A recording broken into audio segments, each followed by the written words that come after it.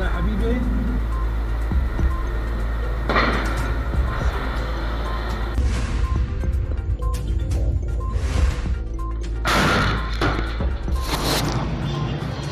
এবার ইসরায়েলে বিমান হামলায় নিহত হলেন প্যালেস্টাইনে সশস্ত্র গোষ্ঠী হামাসের অন্যতম শীর্ষ নেতা আব্দ আল হাদি সাবা।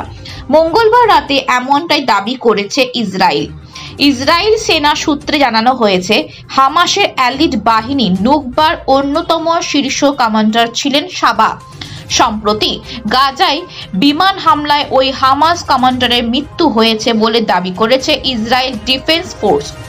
2023 সালে 7 অক্টোবর দক্ষিণ ইসরায়েলের কিবুৎজ নির ওজে হামলার দায়িত্বে ছিলেন সাবা। ওই সময় বেশ কিছু অপহরণ ও হত্যার ঘটনাতেও নাম জড়িয়েছিল তার। আইডিএফ এর দাবি, গাজার খান ইউনিসের মানবাধিকারী অঞ্চলের একটি আশ্রয় শিবির লুকিয়েছিলেন।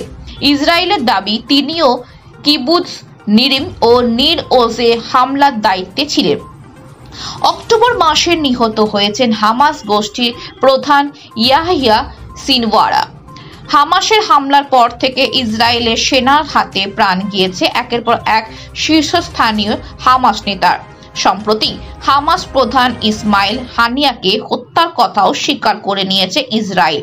একই সঙ্গে হুঁশিয়ারি দেওয়া হয়েছে, ইসরায়েলের বিরুদ্ধে কোনো হাত উঠলে তা কেটে ফেলা হবে। 2023 অক্টোবর থেকে গাজা উপত্যকা জুড়ে ইসরায়েলে সামরিক আক্রমণ চলছে। কমপক্ষে 45,541 জন প্যালেস্টাইনি নিহত হয়েছে। আহত হয়েছেন 10,08,338 জন। বেসরকারি হিসেবে সংখ্যাটা আরো বেশি। গত সপ্তাহেও গাজার উত্তরে কামাল আদওয়ান হাসপাতালে হামলা চালায় ইসরায়েলি বাহিনী।